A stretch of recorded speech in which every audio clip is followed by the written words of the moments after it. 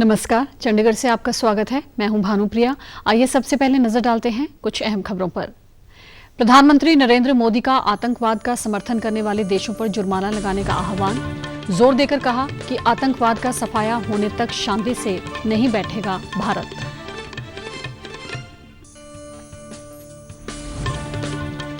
LPG cylinder पर जल्दी ही QR code अंकित होगा, जिससे इसका प्रबंधन करने में मदद मिलेगी। और हरियाणा में बनेगा पहला इंटरनेशनल कन्वेंशन सेंटर। मुख्य सचिव ने की 43,000 करोड़ रुपए की 47 परियोजनाओं की समीक्षा। अब समाचार विस्तार से। प्रधानमंत्री नरेंद्र मोदी ने आज नई दिल्ली में आतंकियों को धन आपूर्ति पर रोक लगाने संबंधी तीसरे मंत्री स्तरीय सम्मेलन नो मनी फॉर टेरर का उद्घाटन किया। इस दौरान प्रधानमंत्री नरेंद्र मोदी ने कहा कि ये बड़ी बात है कि ये सम्मेलन भारत में हो रहा है। दशकों तक हमारे देश को आतंकवाद ने चोट पहुंचाने की कोशिश की, लेकिन हमने बहादुरी से इसके खिलाफ लड़ाई लड़ी। प्रधानमंत्री ने कहा, हम तब तक चैन से नहीं बैठेंगे जब तक आतंकवाद का खात्मा नहीं हो जाता। लंबे समय से आतंकवाद का असर गरीबों और स्थानीय अर्थव्यवस्था पर पड़ रहा है। चाहे पर्यटन हो या व्यापार का क्षेत्र, कोई भी उस इलाके को पसंद नहीं करता जहां आतंकवाद का खतरा बना रहता है। Certain countries support terrorism as part of their foreign policy. They offer political, ideological and financial support to them. International organizations must not think that the absence of war means peace. Proxy wars are also dangerous and violent. उन्होंने जोर देकर कहा कि दुनिया को सभी प्रकार के आतंकवाद को गुप्त रूप से या खुले समर्थन के खिलाफ एकजुट होने की जरूरत है, क्योंकि कुछ देश अपनी विदेश नीति के तहत आतंकवाद का समर्थन करते हैं। आतंक के वित्त पोषण पर प्रधानमंत्री ने कहा कि ये सब जानते हैं कि आतंकवादी गुटों को कई स्रोतों से धन मिलता है, जिनमें एक स्रोत कुछ देशों का समर्थन भी है। जहां भी आतंकी हमले होते हैं, उन्हें गंभीरता से लिया जाना चाहिए। इनके खिलाफ समान आक्रोश और कार्रवाई होनी चाहिए। उन्होंने कहा कि संयुक्त अभियान, खुफिया समन्वय और प्रत्यर्पण आतंकवाद के खिलाफ लड़ाई में मदद करते हैं। जो कोई भी देश कट्टरवाद का समर्थन करता है तो उसका बहिष्कार किया जाना चाहिए। उन्होंने कहा कि प्रौद्योगिकी का इस्तेमाल आतंकवाद का पता लगाने, तलाशने और उससे निपटने के लिए किया जाना चाहिए। तरल पेट्रोलियम गैस यानी एलपीजी सिलेंडर पर जल्द ही क्यूआर कोड अंकित होगा, जिससे इसका प्रबंधन करने में मदद मिलेगी। केंद्रीय पेट्रोलियम मंत्री हरदीप सिंह पुरी ने कहा है कि मौजूदा सिलेंडरों पर क्यूआर कोड चिपकाया जाएगा, जबकि नए पर इसे जोड़ दिया जाएगा। उन्होंने कहा कि क्यूआर कोड की व्यवस्था शुरू होने से सिलेंडरों की चोरी और अन्य समस्याओं का समाधान करने में मदद मिलेगी। साथ ही गोदामों में बेहतर प्रबंधन होगा। इंडियन ऑयल कॉरपोरेशन लिमिटेड के अध्यक्ष श्रीकांत माधव वैद ने आकाशवाणी को बताया कि पहले इसे दिल्ली में प्रायोगिक तौर पर शुरू किया जा रहा है। इसके बाद अगले 3 से 6 महीने में सभी घरेलू एलपीजी सिलेंडरों पर क्यूआर कोड लगा दिया जाएगा। उन्होंने कहा कि क्यूआर कोड लगाने से उपभोक्ताओं को सिलेंडर के संबंध में पूरी जानकारी मिल सकेगी।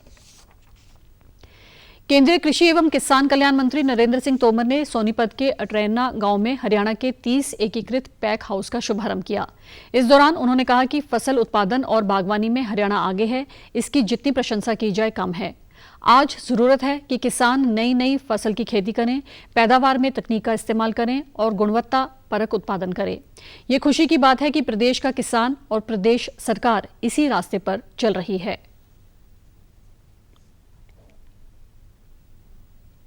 हरियाणा सरकार ने जो कदम बढ़ाए हैं, उसकी जितनी प्रशंसा की जाए मैं समझता हूं कमी है। आज जरूरत ही इस बात की है कि किसान महंगी फसलों की ओर जाए, किसान टेक्नोलॉजी का प्रयोग करे, किसान अपने उत्पादन को अच्छी गुणवत्ता का पैदा करे। और मुझे इस बात की खुशी है कि हरियाणा का किसान और हरियाणा की सरकार उसी रास्ते पर चल रही है। उन्होंने कहा कि हरियाणा में 30 पैक हाउस एफपीओ के माध्यम से प्रदेश भर में बनाए जा रहे हैं। हरियाणा सरकार ने प्रदेश में 100 पैक हाउस नहीं बल्कि 500 पैक हाउस बनाने की बात कही है। सरकार ने मोटा अनाज खरीदकर किसानों की मदद की है। उन्होंने हरियाणा सरकार द्वारा फल सब्जियों के लिए बीमा योजना शुरू करने पर भी तारीफ की। इस मौके पर हरियाणा के कृषि एवं किसान कल्याण मंत्री जयप्रकाश दलाल ने कहा कि जितनी योजना हरियाणा सरकार किसानों के लिए लेकर आई है, इतनी योजना किसी प्रदेश में नहीं है।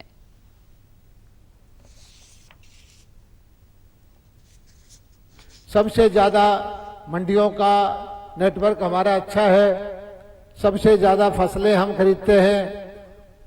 भावांतर भरपाई जो है, किसान को जो एमएसपी पे भाव गैप हो जाता है उसके भावांतर भरपाई से पैसा देते हैं। सब्जियों के अंदर हरियाणा पहला प्रदेश होगा कि अपनी बीमा योजना अपने विभाग की तरफ से हम लेके आए हैं। भारत सरकार की बीमा योजना फसलों के लिए है, अनाज के लिए है, लेकिन फल और सब्जी के लिए हम अपने हरियाणा के महकमे के द्वारा वो लेके आए हैं कि 30,000 रुपये और 40,000 रुपये तक का बीमा 1,000 रुपये और 750 रुपये लेकर किसानों के लिए हम करते हैं।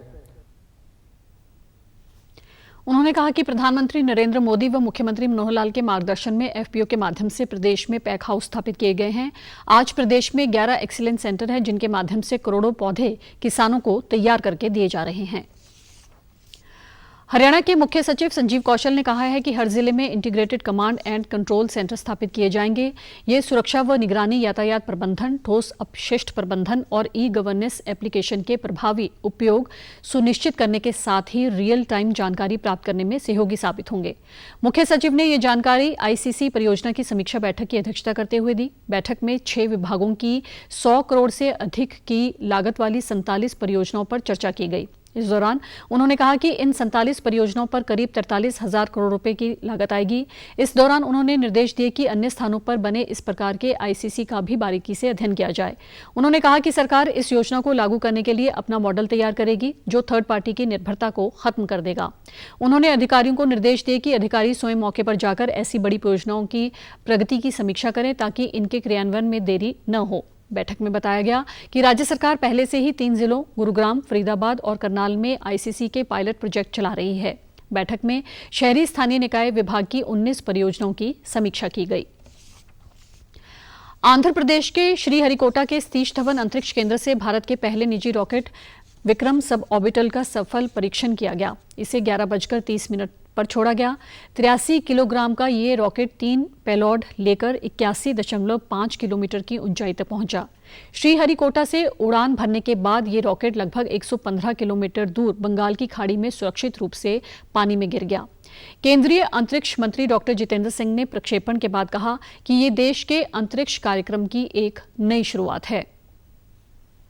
Of India's space program. And very many thanks to Honorable Prime Minister Modi ji, who has made this effort possible by opening up the space sector to public-private participation. उन्होंने कहा कि अंतरिक्ष क्षेत्र में भारत तेजी से अग्रणी राष्ट्र के रूप में उभर रहा है। उन्होंने इसे अंतरिक्ष क्षेत्र के लिए एक अनुकूल माहौल बनाने का बड़ा कदम बताया। डॉक्टर सिंह ने अंतरिक्ष में नए मिशनों को प्रोत्साहन देने के लिए प्रधानमंत्री नरेंद्र मोदी का आभार जताया। उन्होंने बताया कि इस रॉकेट का निर्माण अंतरिक्ष क्षेत्र के लिए काम करने वाले स्टार्टअप स्काईरूट ने किया है। स्काईरूट के संस्थापकों में से एक पवन कुमार चौधरी ने कहा कि ये रॉकेट अपने उद्देश्य से खरा उतरा। वहीं सूचना और प्रसारण मंत्री अनुराग सिंह ठाकुर ने विक्रम सबऑर्बिटल रॉकेट के देश के पहले निजी प्रक्षेपण के लिए इसरो और इनस्पेस को बधाई दी है। इस दौरान उन्होंने कहा कि देश का पहला निजी रॉकेट विक्रम एस, जिसका नाम विक्रम साराभाई के नाम पर रखा गया है, इससे अंतरिक्ष क्षेत्र में आत्मनिर्भर भारतीय निजी क्षेत्र की शुरुआत हुई है। हरियाणा में इलेक्ट्रिक वाहन पॉलिसी के तहत आवेदन प्रक्रिया शुरू हो गई है। इसकी शुरुआत में 12 स्कीमें शुरू की गई हैं। इसके लिए सरकार के पोर्टल पर 45 दिन में अप्लाई करना होगा। हाइब्रिड इलेक्ट्रिक खरीदारों और उनका निर्माण करने वालों को इससे सीधा लाभ मिल सकेगा। उद्योग एवं वाणिज्य विभाग के अतिरिक्त मुख्य सचिव आनंद मोहन शरण ने बताया कि इलेक्ट्रिक वाहन पॉलिसी बनाने से इलेक्ट्रिक व्हीकल के क्षेत्र में अनुसंधान और विकास को बढ़ावा मिलेगा। पॉलिसी के मुताबिक सरकारी व प्राइवेट इमारतों में चार्जिंग स्टेशन बनेंगे। पॉलिसी के तहत 12 योजनाओं को वेबसाइट पर लाइव किया गया है। इन सेवाओं में खरीद प्रोत्साहन, चार्जिंग और बैटरी स्वैपिंग योजना, SGST प्रतिपूर्ति, पूंजीगत सब्सिडी योजना इत्यादि शामिल हैं। और अब खबरें फटाफट। 19 नवंबर से शुरू हो रहे गीता महोत्सव के उपलक्ष्य में हरियाणा रोडवेज बसों के किराए में 18 दिनों तक 50% छूट, 10 जिलों के यात्री ले सकेंगे लाभ। रसायन और उर्वरक मंत्रालय ने कहा, रबी की फसलों के लिए देश में पर्याप्त मात्रा में यूरिया, DAP और पोटाश सहित सभी उर्वरक उपलब्ध। ये राज्य सरकारों की जिम्मेदारी है कि वे उर्वरकों की उपलब्धता सुनिश्चित करें। बैंकॉक में Asia cup table tennis tournament में महिला सिंगल्स क्वार्टर फाइनल में आज भारत की मनिका बत्रा का मुकाबला ताइपे की चेन जुयू से। भारत और न्यूजीलैंड के बीच 3 T20 क्रिकेट मैचों की श्रृंखला का पहला मुकाबला कल वेलिंगटन में भारतीय समय अनुसार दोपहर 12 बजे शुरू होगा मैच। और आप हमारे समाचार YouTube channel DD news Chandigarh, Facebook DD news Chandigarh और Twitter handle DD news CHD पर भी देख सकते हैं। इसी के साथ चंडीगढ़ से समाचारों का सिलसिला समाप्त होता है। नमस्कार।